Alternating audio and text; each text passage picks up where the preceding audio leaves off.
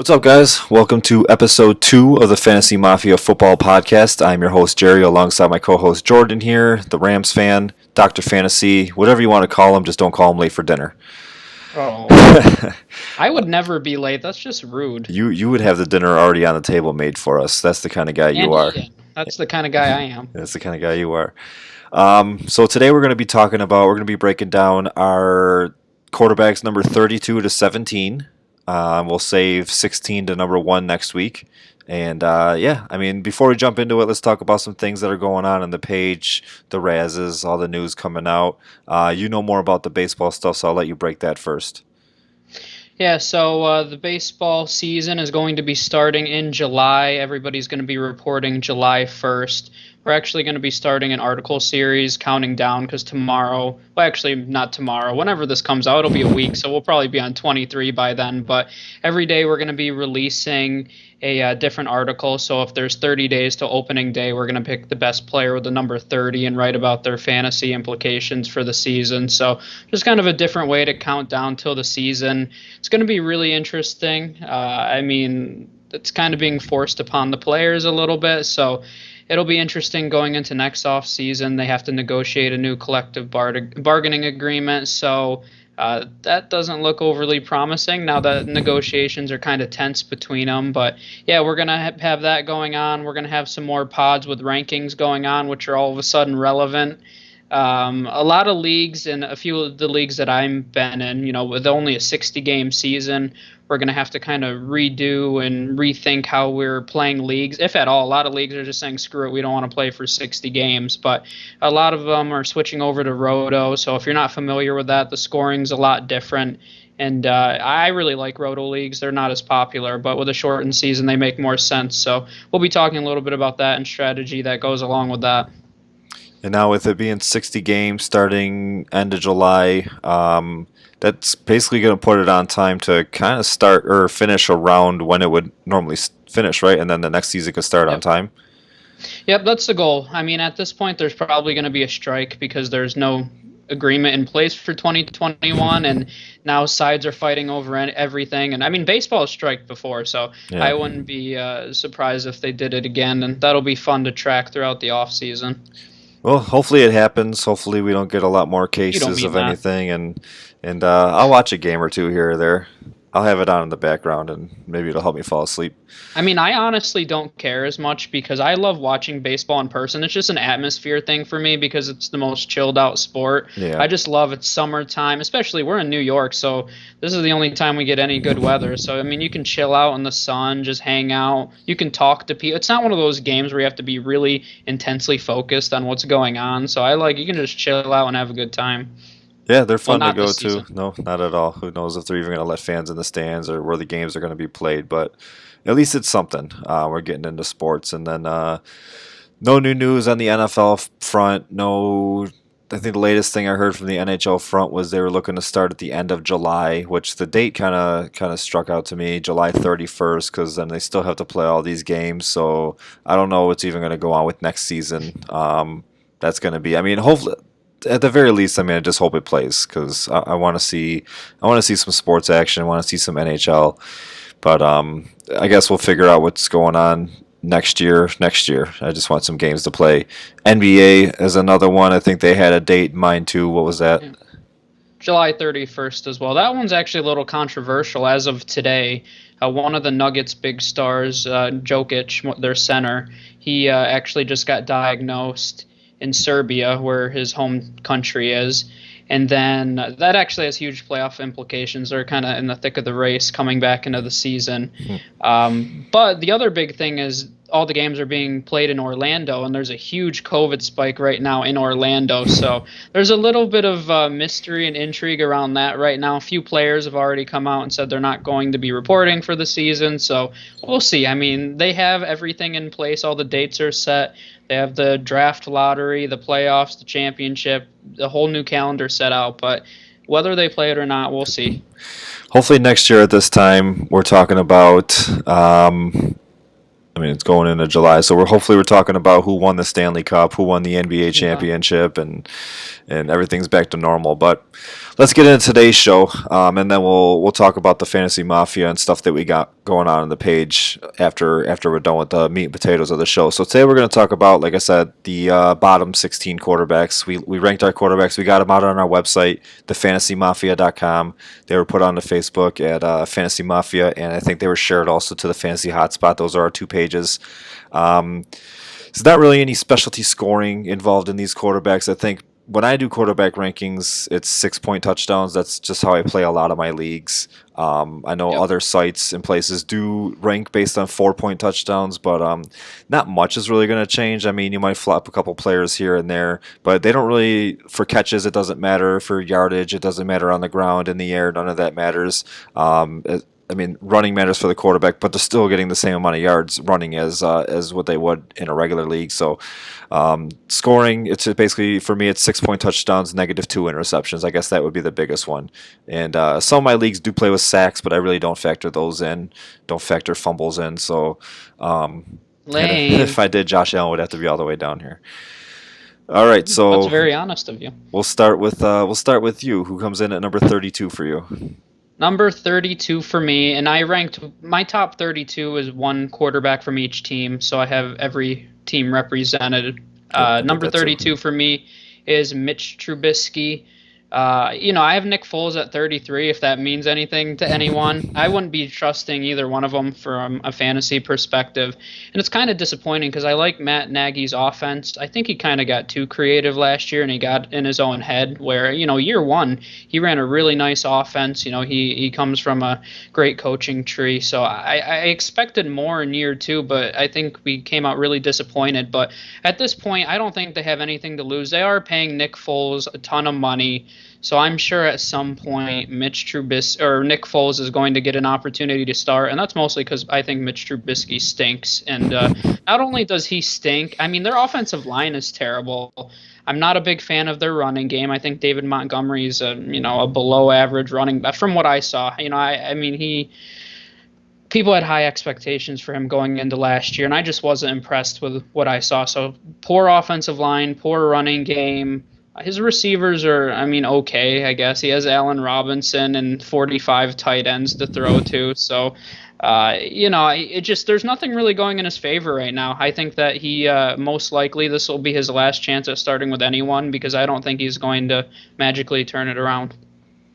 Yeah, he has to come out and put on a show if he wants to continue to be playing football in this league. If not, he'll be a backup somewhere next year. I don't even have Trubisky ranked because I have the other quarterback, but he's at 31 for me. So my 32 is going to be Dwayne Haskins. We only did see a sample size of his last year, so it's really not too fair to put him that low or high or anything like that. But just from what we've seen, and just that offense, I mean, I think they're going to be one of the worst offenses in the league. Just like the Bears don't have a lot of firepower there, the Redskins really don't either. They got Terry McLaurin. They got question marks at the running back position. I mean, Adrian Peterson doesn't go away, and then they got Darius Geis who can't seem to stay on the field. Their tight ends, I think you mentioned in another show that if they go into the season right now, their starting tight end is Jeremy Sprinkle. I know they just went out and got Thad Moss. So I mean, if he does anything like he did at LSU, he could be a factor. But I mean, it's an undrafted rookie that we're talking about here. So who knows how much help he's going to give Dwayne Haskins. And it's also one of those things where that's one of those teams, along with Miami, along with Chicago, along with LA Chargers, that we don't even know who the starter is going to be right now. I mean, they just got Ron Rivera, and Ron Rivera came from Carolina, and they traded for Kyle Allen. So it could even be Kyle Allen. We might not even be talking about Dwayne Haskins a year from now. He was picked fairly high, I think, 14th or 15th in the draft. So they got to give him another chance. And he's only going into his second year, new coaching staff and all that. So I think he'll be under center as early as week one. But Kyle Allen's there, and he's one of Ron Rivera's guys, so we could see the trigger pulled sooner than later. Yeah, I mean, one interesting thing, I mean, I have Haskins a few spots higher at 28, so I mean, not much higher and not a ton of fantasy relevance, but I think the dynamic, it's not really fantasy relevant at all, but one of the interesting dynamics to me is going to be between Ron Rivera and Dan Snyder, because Dan Snyder, their owner, and he drafted Dwayne Haskins, and Ron Hmm. Rivera is coming in, and I expect that he's going to want to get his guy, but at the same time, the organization isn't going to want to give up on Haskins that quickly. So I think it's going to be an interesting power struggle versus higher management versus Ron Rivera. So I expect that Haskins isn't going to be their long term answer. I mean, he was given kind of an unfair opportunity last year, but I'm interested to see how that power struggle shakes out. Yeah, I mean, it's another one. It's another team that doesn't even have a. They don't have a great line here. They actually just traded their top lineman this offseason. So who do they even have trying to protect whoever the quarterback is back there? But we'll see. Yeah, I mean, last year they were ranked 13th overall. I have the offensive line rankings. They had some injuries along the line, but when you look at their rankings, they're one of the better run blocking teams, but they struggle in pass protection. Yeah. All right, who do you got coming in at number 31 here? 31 is Fitzmagic. I really wanted to put him higher, and I put that in my article when I wrote about this, but I really think they're going to give Tua a chance at some point. I think Fitzpatrick is super relevant when it comes to streaming. We've seen him have huge games in the past against poor defenses, so he's a streaming option for me. I'm not drafting him just because I really don't think he's going to start the whole season, and the Dolphins are in a weird spot. People say they're in a win now mode, but I'm not saying that until they Mhm. have put a full season together. So I expect at some point there's no reason not to give Tua an opportunity. They've improved their offensive line, but when Fitzpatrick starts in the beginning of the season, he'll have some nice games, probably some top 10 or 12 finishes where if you stream them, you're going to get lucky and win a few games. Yeah, I mean, we saw what he did last year with, I mean, just Devontae Parker. He kind of turned Devontae Parker into a relevant fantasy receiver. And as long as Fitzpatrick's under center, Parker, I think, is draftable. We don't know what we're going to get out of Tua just based on tape and film. Tua has the arm, has the talent. He can also do the same things that Fitzpatrick can do potentially. So hopefully he keeps things rolling. But for right now, Fitz is the starter, and he's not. I'm a guy that in my leagues I only really draft one quarterback, and then when it comes to bye weeks, that's when I'll worry about streaming, and I'll drop either a second tight end or a wide receiver that isn't doing anything, and then I'll pick up that 1 week streamer. I'll try to look for maybe a guy that has like two or three good favorable matchups in a row, just to have him there. But Fitzpatrick's definitely on the radar for that, but I don't think he's going to be drafted in a lot of leagues. My 31 is Nick Foles. I mean, you already touched on Mitch Trubisky, so the same argument for him. It's whoever's under center they're in trouble. The line isn't that good. The weapons really aren't that good. Allen Robinson, he gets 150 targets a year, but the quarterback play has just been bad. So he's definitely rosterable. He's definitely early round. He's an early round guy, but I think I trust him more with Nick Foles than Mitch Trubisky, and he is being paid well the contract that he signed with Jacksonville prior to last year, 88 million, and that now that comes over with him to Chicago. So um, they're not just going to have him sit on the bench. So I think at some point he's going to play. If we do have some kind of a regular mini camp or off season or something where we're not just jumping right into preseason in the regular season, then I think that he'll give Trubisky a run for his money and kind of take that job there. Yep, he's a great businessman. Yeah, exactly. Him and Sam Bradford. Sam, oh my gosh, I'd love to see. I haven't looked it up before what Sam Bradford's career earnings are. They're a lot. Matt Castle too. He not as much. I mean, he did have the 1 year in New Oh, Matt England the Flynn year. actually. Yeah, Flynn's the That guy I was the think you're guy I was talking about. thinking. He had one huge game with the Packers where he threw for 500 yards or whatever crazy number it was. These just quarterbacks. I mean, all you gotta do is be a third string quarterback and get shelled out a bunch of money. All right, number 30. Who you got coming in at 30 for you? I have Tyrod Taylor from the Chargers now. The only reason I have him above Fitzpatrick is I think Tua is more likely to play than Herbert this year. And you and I think, are on the same page with we think the Chargers are an underdog team just based on how talented their defense is. So I think Tyrod's probably going to play the entire season. I'm also not a big Justin Herbert fan, so I guess I should say that as well. I think he's going to be a Blaine Gabbert type of bust, in my opinion. So, I mean, not that I think Tyrod offers a ton of fantasy relevance, but I mean, I guess he has a more stable opportunity than Mitch Trubisky, and Yeah. I have more confidence that he's going to start the entire season rather than over Ryan Fitzpatrick. Yeah, I mean he's we've experienced him here in Buffalo for 3 years. He doesn't turn the ball over a lot. He's definitely protective with the ball, and if it's somebody, if you're looking for a player that's gonna manage the game, protect the football, and you got a good team around him, good defense, Tyrod's the guy. But we're talking about fantasy here. He's not gonna put up really gaudy fantasy numbers. So 30, I can see. I got him a little higher. I'll talk about him in a couple spots, but I could definitely see in these bottom like five or six, I think looking at your list, I think we have a lot of the same, just jumbled around a little bit. Flip flop, yeah. But I mean, we can make arguments for all of them. At 30 for me, it's Gardner Minshew. Oh my gosh, I knew. I was like, is this the one that it's gonna make me really mad? That's fine. Continue. Go I'll ahead. talk about him, and then you can counter argue, and I'll probably agree with you somehow. It's another one of those offenses where I don't see a lot happening. I mean, they have the better of the teams that we've talked about so far. I think that besides Austin Eckler, maybe they have the better running back. They have the better run game, and I mean with with how bad their defense has been and probably will be. I'm actually probably going to talk myself out of him being number 30 because Gardner Minshew might see the field a lot. And then with that comes opportunity to throw the ball and play and come from behind and get some garbage points, kind of like your boy Blake Bortles over there in LA. But if he ever gets a chance to play, but I don't know. I mean, I'm not on the Gardner Minshew hype train. I had him in one dynasty league and I ended up trading him away. I didn't really get too much for him, but it's like I don't really believe in him too much. I do like Chark. It's another one of those situations where they don't have a lot of weapons there. Chark, Allen Robinson, just like they have in Chicago. There's DJ Chark in Jacksonville.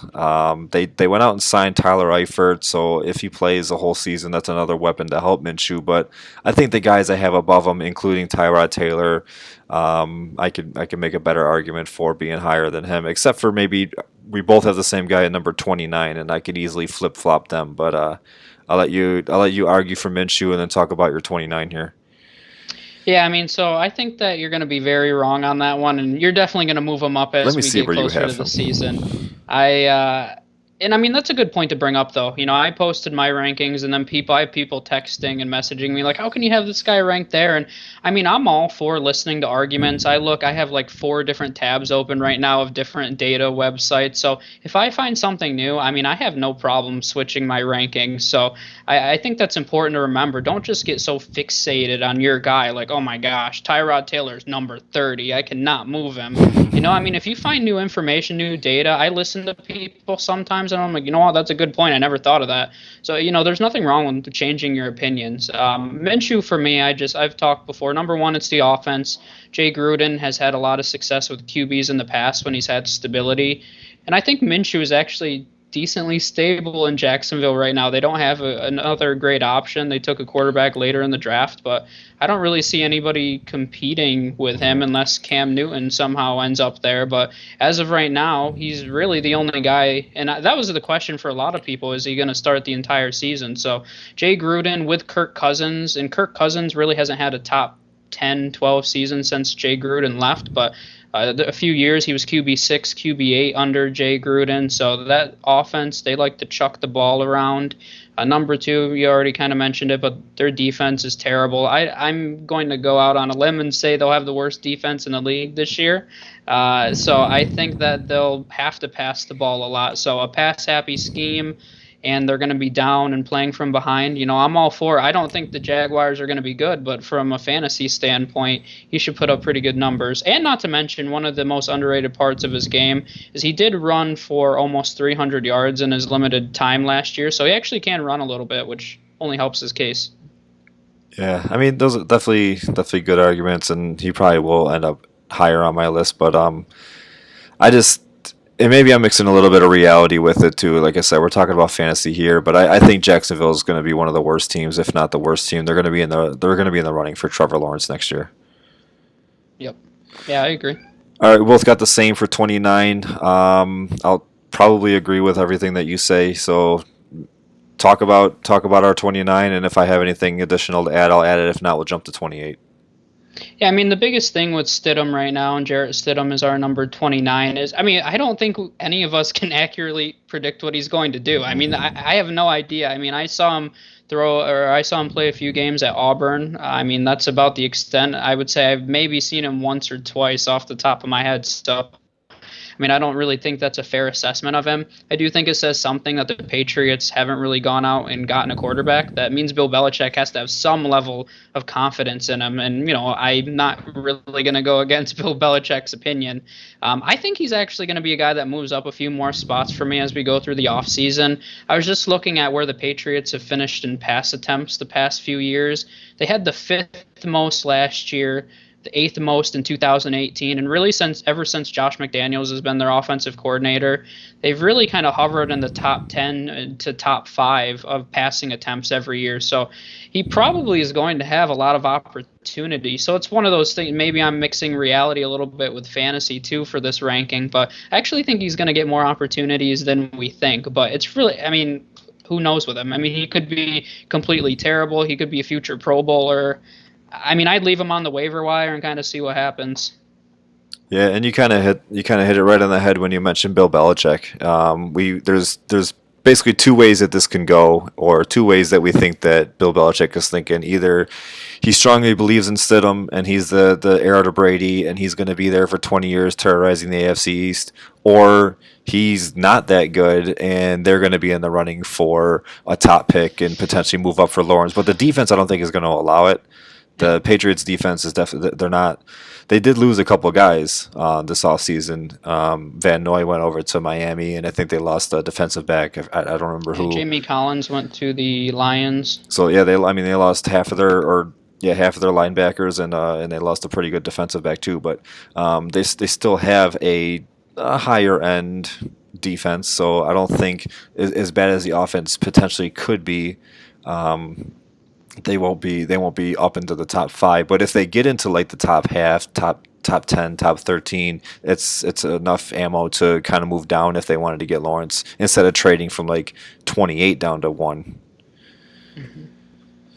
I don't know. I don't think that's in Bill Bel. I've heard several people say that. I just can't see Bill Belichick throwing a season. I mean, not throwing it, but you know what I mean. Intentionally trying to not live up to their potential to get a quarterback like that. Number one, he probably has too big of an ego to do that. And number two, I don't know. He really hasn't had many unsuccessful seasons, and I can't see him wanting to make that happen now. So we'll see. It's going to be interesting. And if Stidham fills, they got the journeyman Brian Hoyer there too. Yeah. All right, 28. I already had him listed for me. Let's talk about your 28.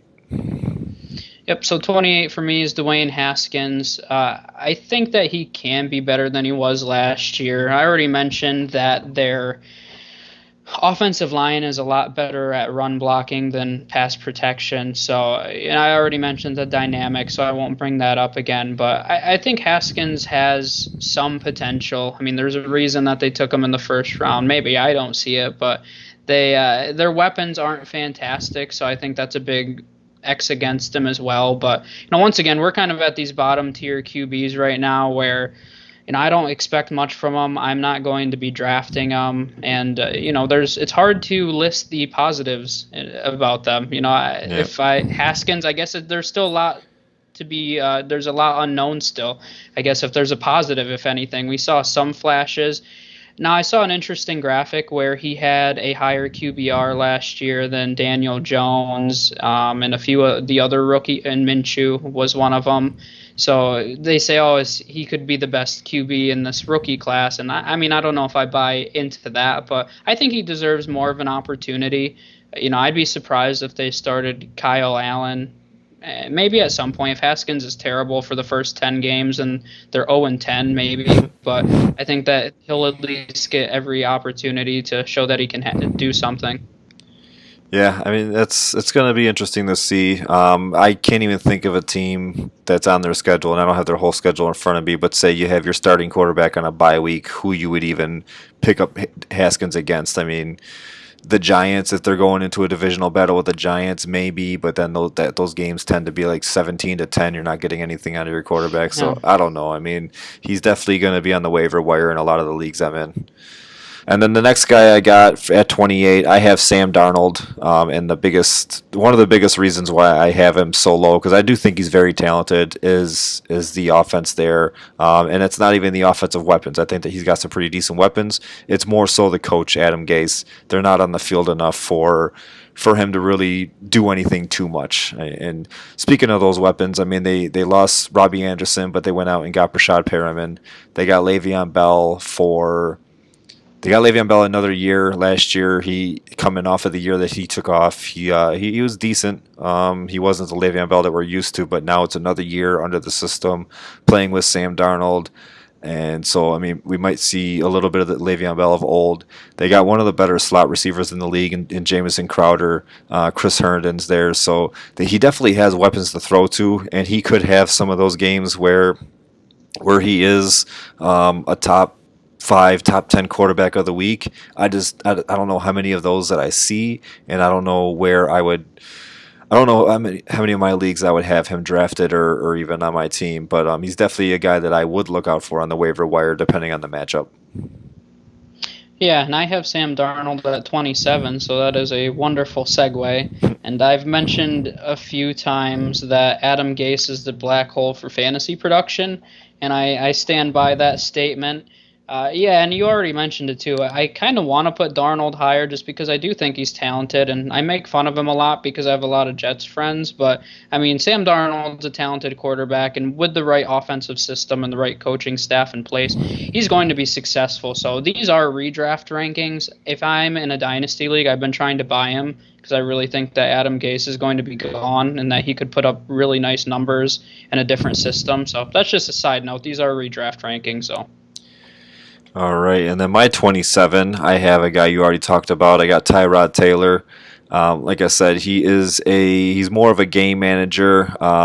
Basically, my 27 to 32 are a lot of interchangeable guys. The reason why he's a little higher than the rest of them is because he does have the weapons around him, and I think his offense is a little bit better or Anthony Lynn is a better coach than Adam Gase, and so he'll have some more opportunity. He really hasn't. I don't think he's eclipsed. I don't think Tyrod has eclipsed the 20 touchdown mark in any of his years, and he's only started 3 or 4 of them. I know 3 of them were here in Buffalo, and I don't even think he finished the third year. But so I don't see a lot of touchdowns coming out of him, 22 to 24 maybe, but he does have. I mean, he's working with Keenan Allen, working with Mike Williams. Austin Eckler is excellent out of the backfield, and Hunter Henry. Yep, Hunter Henry. Austin Eckler also he's a good runner too, so he gives them a break in the passing game by being able to hand it off to him or on those quick screens and stuff like that. So, and the defense is going to be pretty good. So I think a Tyrod is going to break out, and we like to joke around and say that when we're talking about a guy that's older or somebody like that, breakout really necessarily isn't the term, but he hasn't done that yet. So I think that this is a good season for him to show up, and then Justin Herbert could take over next year. Yep. Yeah, and I mean, he has something to play for as well. I mean, he wants to show people that he still has it. So I think that the Chargers are going to have a pretty good season, which a lot of people aren't expecting. I think when the ESPN Power Rankings came out, they were 22nd, or I mean, they were very low, somewhere around there. So my number 26, staying in the similar category, Derek Carr. I wanted to put Derek Carr higher, but I don't trust that they're going to be pass heavy enough. So I wrote an article on Josh Jacobs a little while back, and the Raiders were 6-4 in games where Josh Jacobs went over 100 yards. They've already came out and said they want to get him more involved. I don't think that Derek Carr is going to be their long-term option, and not because he's not a starting caliber quarterback, but I mean, John Gruden's going to want to get his guy at some point. That's the reality. I mean, Derek Carr could be a top 10 quarterback, but I could see Gruden saying, I want my guy. So I still think that he's not the future there, and not that Gruden's going to sabotage him, but that offense is a West Coast style, a lot of dink and dunk passes. I had it up here. He had the least amount of air yards last season, which just shows you it's a dink and dunk offense. One of the reasons why I'm a little worried about Henry Ruggs this year, but hopefully that gets rectified in the future. But I just think overall they're going to be more of a run heavy scheme. I like Derek Carr as a quarterback, don't get me wrong, but I just question whether or not his fantasy production is going to be there. Okay, all right. I got him one spot higher, so I'm not too far off from you. My 26 is Ryan Tannehill. He's in a run heavy offense, but they did pay him. They did pay him a hefty amount of money, so I don't think he's going to go into this season and just hand the ball off to Derrick Henry and call it a day. He's not getting paid $114 million to just hand the ball off. But he doesn't have. We saw last year how he was pretty efficient as a quarterback, but he doesn't really have the weapons around him that can catch the ball. He's got A.J. Brown, who he's good. I mean, he was one of the better rookies last year, but we're still waiting on Corey Davis to do something. Jonnu Smith, I think everybody's excited about, so we'll see. So he does have he's got some pretty decent weapons there, but none of them really are eye popping to you. And Derrick Henry doesn't really catch a lot of the balls out of the backfield, so handing the ball off isn't going to get Ryan Tannehill any fantasy points. But with all the potential there, and with him being paid what he's being paid, he's got to show up and he's got to put some numbers up in the passing game. Yep. Yeah, no, I agree with that. I have him a few spots higher, and I'll talk about that later. So I'll go to my number 25, which is Jimmy Garoppolo. And Jimmy Garoppolo finished with the 22nd most points per game last season. So 25 is really, it's pretty similar. I mean, when it comes down to it, Jimmy Garoppolo, I mean, he turns over the ball a lot, number one. Number two, I mean, the 49ers are a run-heavy team. I mean, I don't want a quarterback that's in a super run-heavy team. He doesn't really throw the ball downfield very often. He had the third least amount of air yards last season. Debo's out now. I think that hurts him a little bit. So there's just really nothing that I have, nothing nice to say about Jimmy Garoppolo. Should be lower on your list. Say anything. So if I don't have anything nice to say, don't say anything at all. But I said it anyway. I got Derek Carr at 25. You hit a lot of the points. I like him a lot more than a lot of other people. I just didn't see a spot to have him any higher. But I think he has the potential to finish it right now at 25 in a 12-team league. That's borderline QB3, or that's QB3 QB2. I think he has the potential. He's a good enough quarterback to finish QB1. But with them wanting to switch over to going into a more run-heavy offense, and don't know how long he's going to be there. And they went out and signed Marcus Mariota this year too. Not to say that Mariota is really breathing down Carr's back, but if they're going out to sign Marcus Mariota, who's a former second overall pick, then we know Gruden has his mind somewhere else. So we don't know what kind of offense they're going to have and what they want to do with him. But I like his weapons there. They went out and drafted Ruggs as the first wide receiver off the board in this year's draft. They got Tyrell Williams still. They got Darren Waller, who's going to be a little higher on our list when we go do our tight end segment. But I think he could be higher, but a lot of the stuff that you said, going into a running game, giving Josh Jacobs the ball a little bit more, that's why he's at 25 and 26 for us. And then I got Jimmy G, I got at 24, so another guy that we got right around the same area. Again, run-heavy offense. The rankings that we have, and we should update them a little bit more frequently, because I think when we made these rankings, Deebo Samuel was still fine, and now he's hurt, so Garoppolo could even move down a little bit more. I know we're still in the off season now, and his injury is supposed to last, what did they say, a couple months? Deebo's? Yeah, I mean, it can kind of vary. Originally, they said 12 to 16 weeks, but they're saying more realistically 10 weeks. So he could be back in time, and a lot of Garoppolo's fantasy points are going to come from getting the ball to guys in open space, which is Deebo's specialty, which is Brandon Ayuk's specialty. So it's more, he's going to get a lot of his points by just dunking it, getting it to those guys on those quick slant routes and those wide receiver screens, and he's going to get the points. But it's with Deebo not there, or with Deebo hurt, and it's his foot, right, or ankle. Yeah, his foot. Yep. I think that's gonna hurt him in the long run. So I think Jimmy G could move down. He could even move down a little bit for me. Yeah, and he's already low enough. I could argue that probably with the D-Bone news, I would consider moving him below Derek Carr. Yeah, so around 27, 28, which I Yeah. mean, we'll see what happens. And but they really don't have that big, tall receiver. They got George Kittle who just runs people over, but other than that, they don't have that big, tall receiver that's gonna come down with it at the back of the end zone. He's basically got to rely on his receivers to make the magic happen for him to get the points. Yep. Yep. So I'll move on to number 24 for me, which is Philip Rivers. I have him, I'd say, decently lower than other rankings. To me, I mean, he's aging. And from what I saw last year, I mean, he's just losing a step.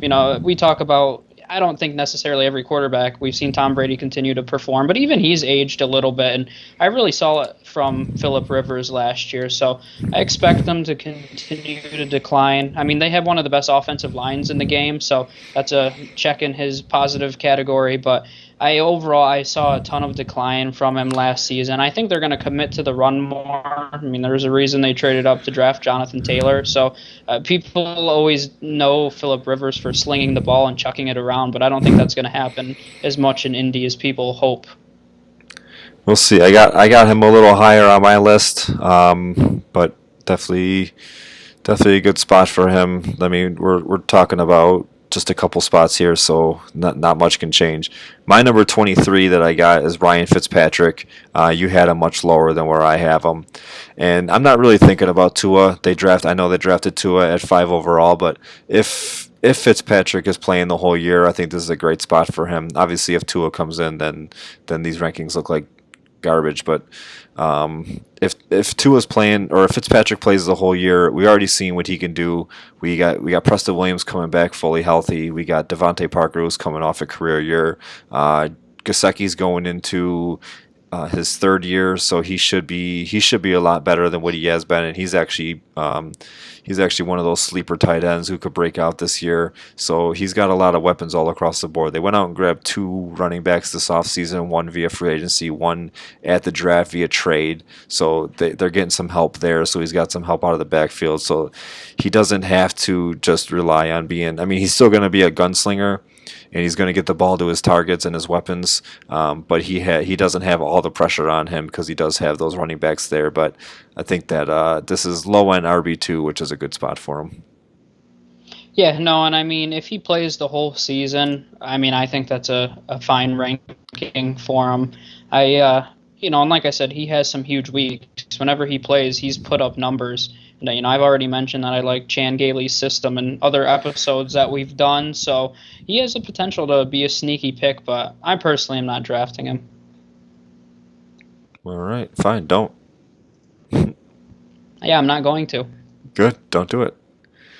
All right, Fine, 23 I'm for going to you. talk about number 23 then. Number 23 for me is Kirk Cousins.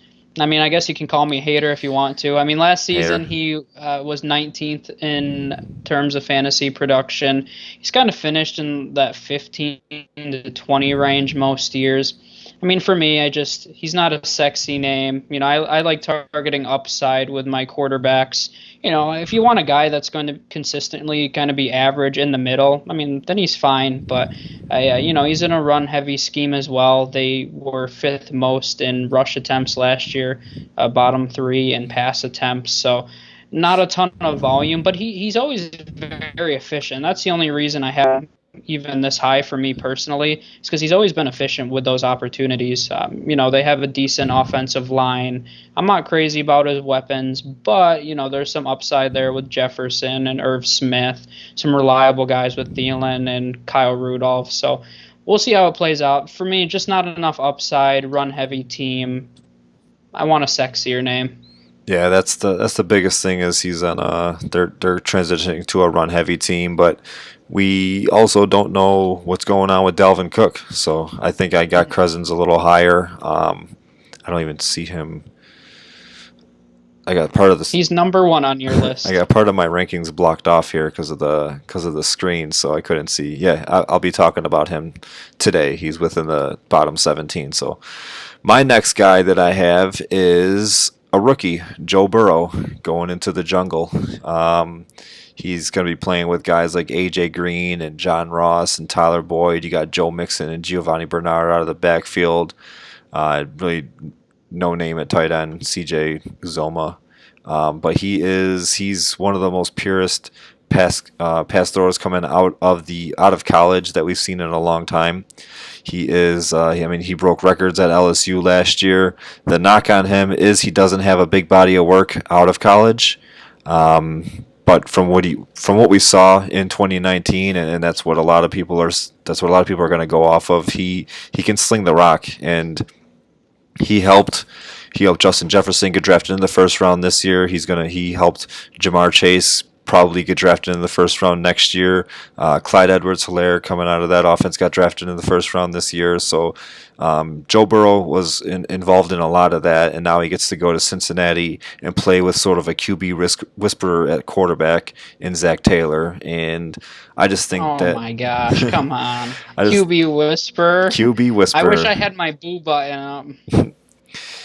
We're gonna have to edit that. I'll edit that in for you. Yeah, I mean we haven't even crossed him on your list, so you're definitely higher on him than I am. I mean he's your consensus QB1 in rookie drafts. He's your consensus QB1 in he's your consensus first overall pick basically in Superflex rookie draft. So he's got a really, this is redraft rankings, but even in redraft, I think he's going to have a solid rookie year. He's going to have those rookie mistakes. He's going to turn the ball over a little bit. That defense is a little bit better. They're not great, but they are a little bit better. They play in a tough division. Some hard fought, hard nosed football games just in that division. So that's 6 games right there where we might see some low points output. But just overall, I think Burrow's going to have a pretty solid rookie year and be pretty fantasy relevant. Yeah, he has a ton of upside, and I'll talk about him in a few spots here. Number 22 for me is Teddy Bridgewater. I have him quite a bit lower than some other people. I'd love to have this argument with some Teddy Bridgewater lovers, I love but Teddy Bridgewater. I just I just really think that he's a game manager, and I know people kind of cringe at that term, but based on what I've seen, I mean, it's not that he's not a talented quarterback, but I just think that that's his style. He's a great leader. He's a smart quarterback. And we saw it last year. The Saints changed their offense when he was in the game, and it was they're normally fairly conservative, but it was even more conservative. So Sean Payton thought their best chance at winning was having a conservative Teddy Bridgewater. I mean, to me, Teddy Bridgewater is a conservative game manager, and there's nothing wrong with that. I mean, I think that he fits really well in Joe Brady's system, which is more quick routes, which is kind of right up Teddy Bridgewater's alley. But, I love DJ Moore this year because I think he fits in perfectly with Bridgewater and that offense. But I just don't. I don't see. I mean, that's still Christian McCaffrey's world, and we're all just living in it. And I think the same for him. I don't see it. I think he's going to be more of a game manager this year. I have him higher than all the other game managers. I consider Kirk Cousins to be on the borderline of a game manager. He's above Tyrod, above Haskins, Stim, all those guys. So I still have him in that category, but just based on his weapons, I think that he'll be above those guys. All right, I got him a little higher than you, and I'll feed off a little bit of what you said, but kind of counter argue what you said when I get to him. My number 21 here is the biggest game manager of them all, Jared Goff. Oh my gosh. Had to wait for your reaction there, a little delayed. No, I'm just kidding. But he did lose Brandon Cooks this year, and they also lost Todd Gurley. So who knows? That doesn't matter. Who? I think he's going to have a. We saw 2 years ago him be able to throw the ball and get a lot of yardage, and I think he reached 30-something touchdowns that year. So, I mean, we know he has the talent to do it. It's another year with Sean McVay. The run game isn't as it's not as solidified as what it has been, even going into last year with Todd Gurley and the injury concerns. It's not as it's a little shaky there. They drafted Cam Akers, so with it being shaky, Jared Goff might have to throw the ball a little bit more. That division alone, the NFC West, they have a lot of tough defenses there, and if they're gonna with some offenses that can score points, so especially Arizona coming out and Seattle could put the ball into the end zone. So if the Rams want to win games, Jared Goff is going to have to throw the ball. Cooper Kupp is still one of the better receivers in the league. Robert Woods is one of the best complement receivers to Cooper Kupp in the league. Pair of good tight ends there. Cam Akers can catch the ball out of the backfield, so he's got weapons. We saw that he can do it before, so that's why I got him here, because the potential is there, because we know that he can do it. Yeah, I mean, I think I won't get into it too much, but I think that a lot's going to be on Jared Goff's shoulders this year.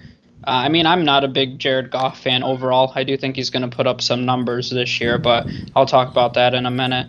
Number 21 for me is Ben Roethlisberger, and I know a lot of people have him having a big season, but I just don't trust a 38-year-old coming off a major injury. You know, call me crazy, but Crazy. I mean, I think part, yeah, I mean, I really am. But I think part of drafting too is trying to mitigate and minimize your risk and maximizing your potential. And to me, I'm too worried about the injury. I mean, they have a great offensive line, so he has that going for him.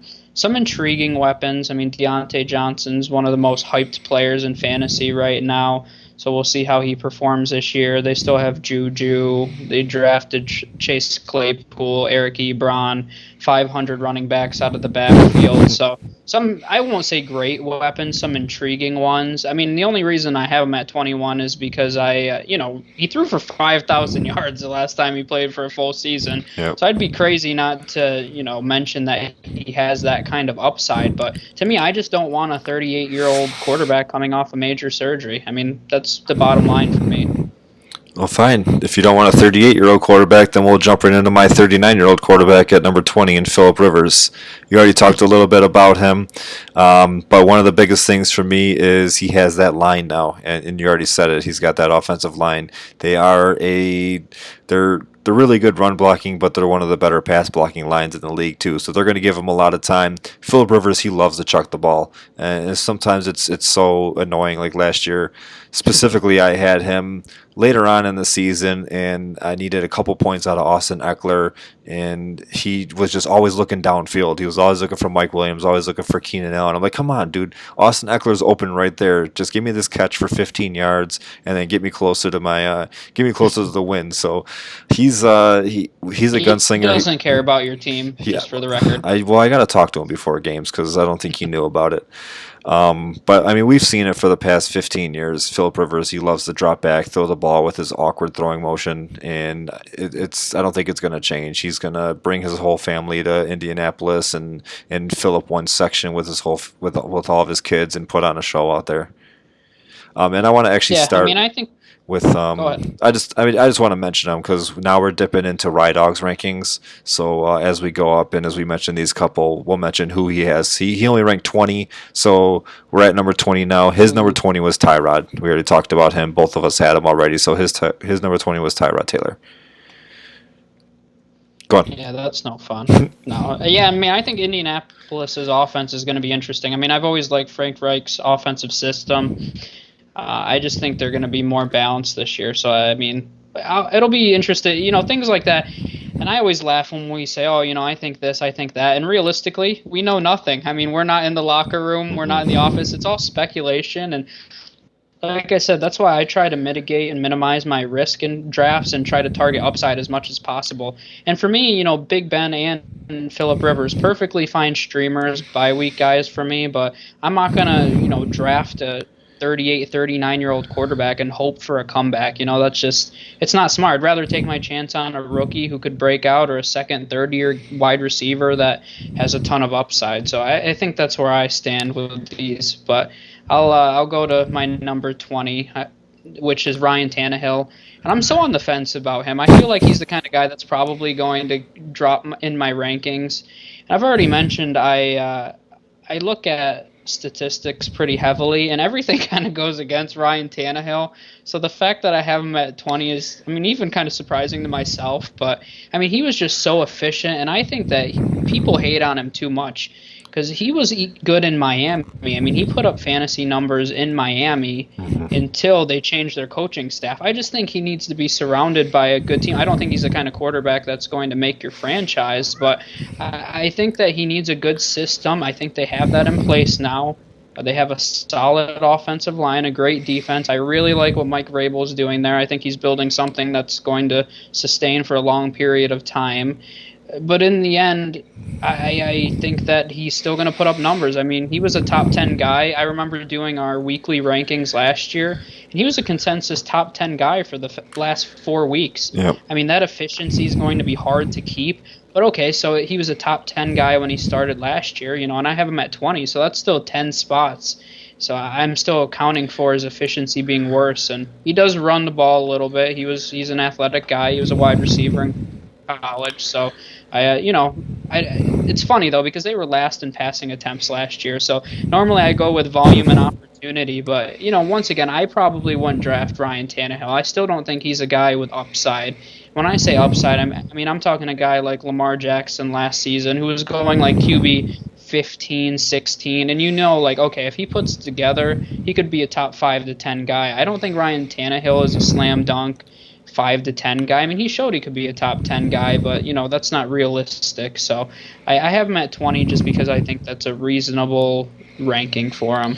It is. It's definitely, and now we're getting into guys, and including Roethlisberger, and I already mentioned Goff. We're getting into guys that we wouldn't necessarily draft to be our starters, but these are guys that are going to be drafted more. If you like to Yep. carry two quarterbacks on your roster, these are guys where, I mean, we're not going to be talking about them today, but your Kyler Murrays are going to be up in our next episode because he's within the top 16 for us. So those are going to be guys that you're going to draft as your starter, but you still want somebody like a Phillip Rivers, like a Ben Roethlisberger, even like a Tannehill with the potential that he has, Kirk Cousins. You want guys like that to be on your roster too, to play the matchups and fill in for bye weeks, and that way you're not scrambling for a Gardner Minshew at the end. Yeah, I said it. Yep. Scrambling for, I mean, Scrambling you for should want Minshew. Gardner Minshew. I hope he's the number one fantasy QB this year. I will eat my words if that's the case. No, you should more than eat your words. I need something better than that because that would be insane. I have him as a top 12 guy, by the way. No, you I don't. mean, not in my rankings because there's a difference. I've had this argument with people before. I mean, there's a difference between your rankings and where you think somebody's going to finish. And that might seem crazy, but to me, rankings are a little more strategic. It's a game. Like, I think Miles Sanders is going to be a top 4 running back. That doesn't mean I'm drafting him as a top 4 Yeah. running back because I can wait till the mid-second to get him. I actually literally had this debate with someone like 3 hours ago because I said that about Miles Sanders. And he said, "You have him ranked in your top 4." I said, "No, I think he's going to finish top 4, but I have him ranked 8th overall." He's like, "That doesn't make sense." I was like, "Well, I mean, it does because I'm not trying to reach on guys. I think that drafting is just one giant game." So Yeah, it's definitely going to be interesting to see. I don't like we already mentioned it. I don't like a lot of his weapons, so I don't know where he's getting all these points from, but we'll see. We'll see what happens. We got three more guys each to talk about, and only one out of the six spots that we have, only one of them is new, so we could probably make it quick. Even so we're at 19 now. Ryan's 19 is Kirk Cousins. Pretty good ranking for him there. My 19 is Teddy Bridgewater. You made a lot of good points when you talked about Bridgewater, but the one thing that I wanted to piggyback off of was you said that it's C-Max world and we're all just living in it. Half of his yards and a lot of his receptions, obviously receptions, are coming through the air. So that's where Teddy Bridgewater is going to get a lot of his points. And then you also mentioned that Brady likes to run his offense with with like the short passing routes, and DJ Moore is perfect for that. Curtis Samuel is perfect for that. So I mean, it's a perfect situation for him. He really doesn't have any competition behind him, especially since they let Cam Newton go. He's got three excellent pass catchers out of the just on the PJ team. Walker, by the way, Yeah, come on. we saw him in the XFL last year. Wish that was still going on. And they just went out and got Robbie Anderson too. So he's got weapons all across the board. He's got the best pass catching running back that we've seen in a long time. So I mean, just 1,000 yards and if you play in a completions league, I guess I mean that helps you out a lot. So it doesn't really help Bridgewater in a way, but if you do play in a completion league, then CMAX completions will help. But the yardage definitely does. You're getting 1,950 to 1,000 yards just from Christian McCaffrey, who's a running back alone, and then all the other yardage is going to come from DJ Moore and Curtis Samuel and Robbie Anderson. So I absolutely love Teddy Bridgewater.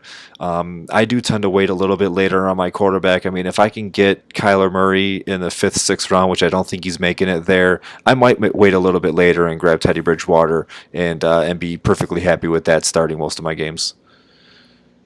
Yeah, no, I mean, I've been back and forth about him too. I mean, to me too, it's just it's a talent thing. I think he's best served, and I'll have to look to where he finished with the Saints last year when he was starting for him. I want to say he was right around QB 20 when he was starting for him. So I think that's a pretty good comparison. I'm gonna have to look that up because that'll be a good stat. But I'm very intrigued by that whole team. Their whole philosophy this offseason was kind of fun to watch play out, drafting only defensive players in the draft, filling their big offensive needs through free agency. So, I mean, I think that's a fun, intriguing team. Joe Brady, Matt Rule, all making their debuts in their coaching position. So, I think that's an intriguing team. Number 19 for me is Jared Goff, who we already talked about a little bit. And I don't like Jared Goff as a real life QB, just for the record, but I've said a few times I think that he's going to have a Jameis Winston kind of season, so I think the Rams are going to really struggle this year, and I could legitimately see him putting up 5,000 meaningless yards. Not that I would put money on him passing for 5,000 yards, but I really could see him passing for 5,000 meaningless yards just because I don't trust their running game yet. It's very young. They were third in pass attempts last year, and I think there's going to be a lot on his shoulders this year. I wouldn't be surprised if they led the league in pass attempts. I think they're going to be very pass heavy, and I think that he has some potential there. You already mentioned he has weapons in Kupp and Woods and Van Jefferson now, and they still have Josh Reynolds and Tyler Higbee, Gerald Everett, all those running. Even if one of those running backs comes out and plays well, that's intriguing. Offensive line didn't perform very well last year. They were young. Any improvement, and that'll help him out too. But I just think there's going to be a lot on his shoulders because there's a lot of question marks in that running game.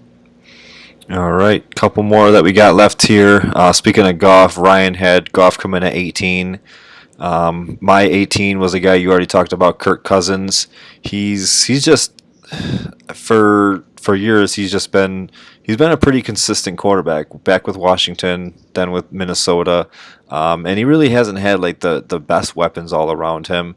I think last year, the years that he was with Minnesota, which he still is, but the last 2 years with Minnesota, he's had Thielen, he's had Diggs, he's had Rudolph. So that was probably his best combination of weapons. Now he loses Diggs, but Jefferson comes in here. But he always seems to finish as like a low end QB1, high end QB2, and which 18 is even that's like a mid QB2. So that's even lower than what we're used to seeing from him. But I think Diggs is going to be a big hit there. But Irv Smith enters in. If Dalvin Cook decides to sign a contract and play, he's a threat out of the backfield too. We've seen a little bit of Alex Madison last year.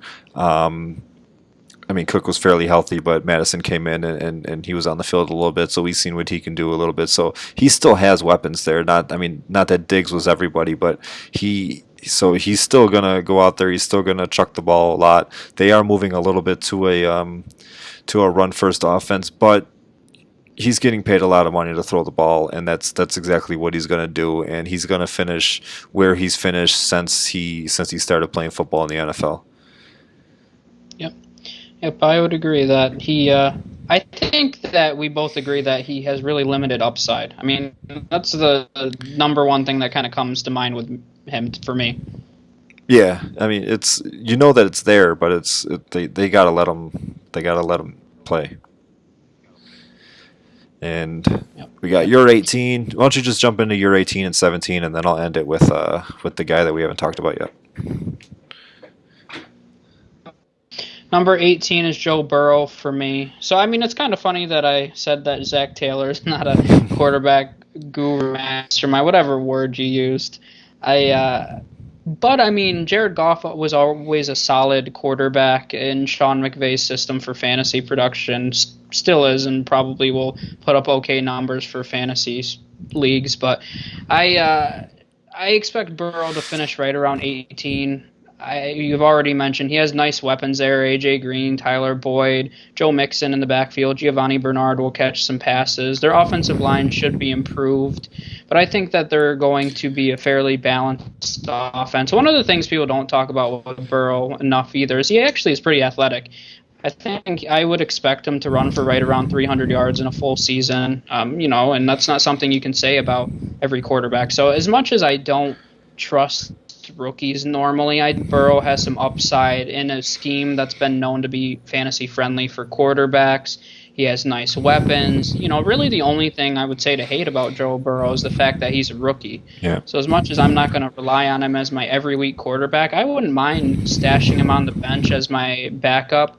And then maybe towards the end of the season, he's a top 10 guy for the last half of the year based on the adjustments that he makes. Number 17 for me, I already talked about Gardner Minshew. I have him number 17, so he just makes the cut for this episode. I already mentioned poor defense, Jay Gruden. He's going to have a lot of opportunity. And yeah, I mean, I wouldn't necessarily disagree that he doesn't have the greatest weapons, but I mean, I think Chark showed some ability last year. We'll see what Chenault's able to do this season. Matt caught a lot of passes out of the backfield. Chris Thompson is there. Not that that's a really incredible name, but I always liked Chris Thompson as a receiving back out of the backfield when he was with the Redskins. Tyler Eifert's a good red zone target, so definitely not strong. Some intriguing ones, I think Chark and Chenault as their 1 and 2, or I can see how it turns out for them. But overall, I just think it's the volume for me that does it. That's a definitely a good argument, and one name that we haven't brought up when talking about the Jaguars at all was D.D. Westbrook, and that's another that's another weapon for him. Another name that we haven't brought up when talking about the Jaguars is Justin Blackman.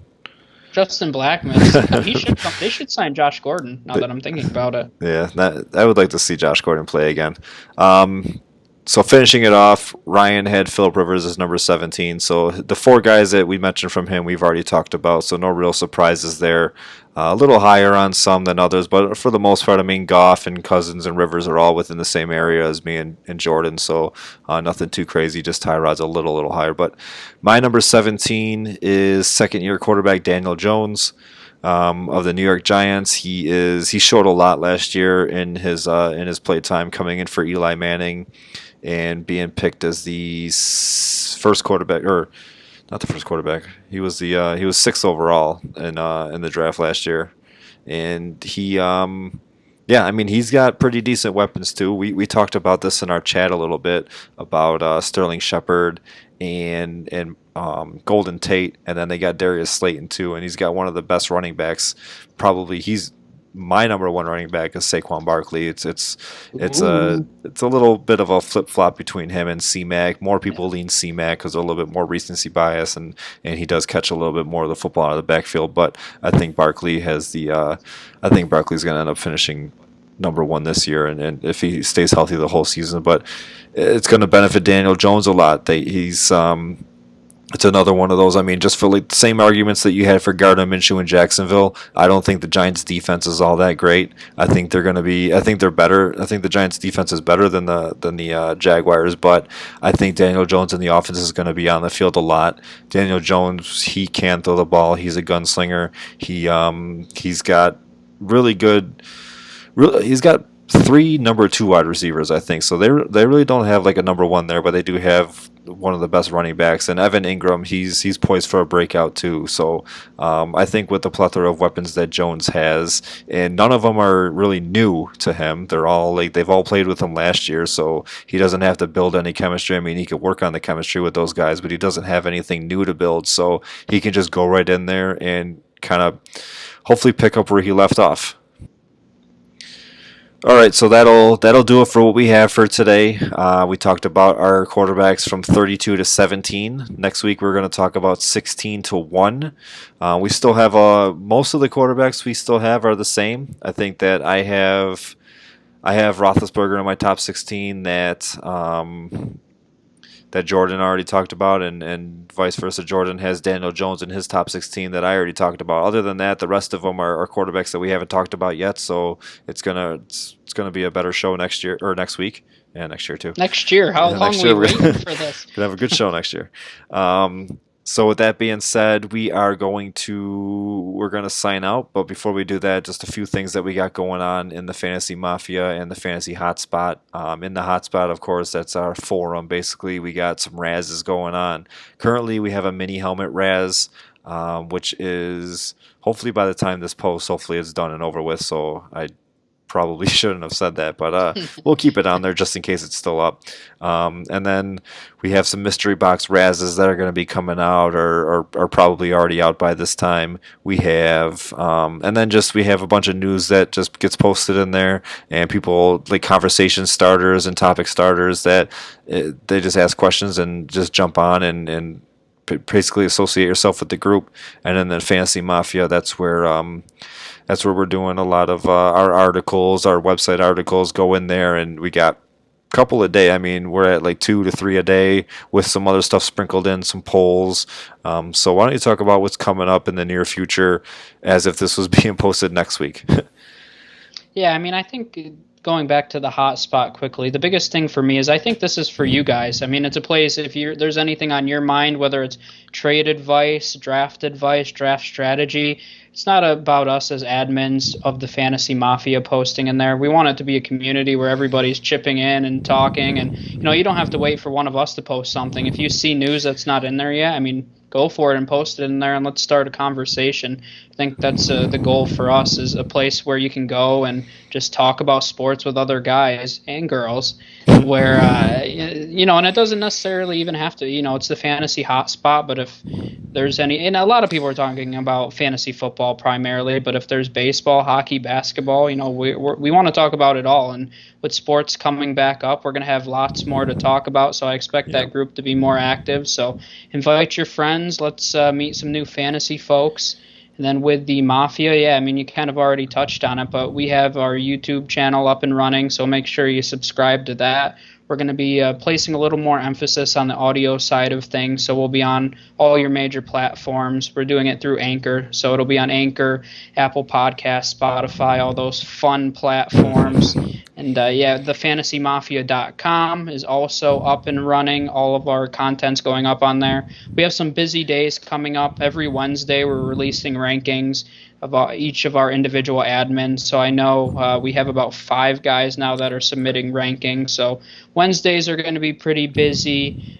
Baseball's coming up, and I already mentioned we're going to have an article series coming out leading up to the season, and some more rankings now that fantasy baseball is going to be back. So, and we also have some hockey content. We haven't really talked about the NHL too much, but we gave some playoff previews, and that's right around the corner. Same with the NBA. We're going to have to talk about, well, there won't really be any fantasy implications there, but we'll get to talk about some playoff basketball. So lots of stuff going on. Make sure you subscribe, like, check us out, give us a wink, high five, whatever floats your boat.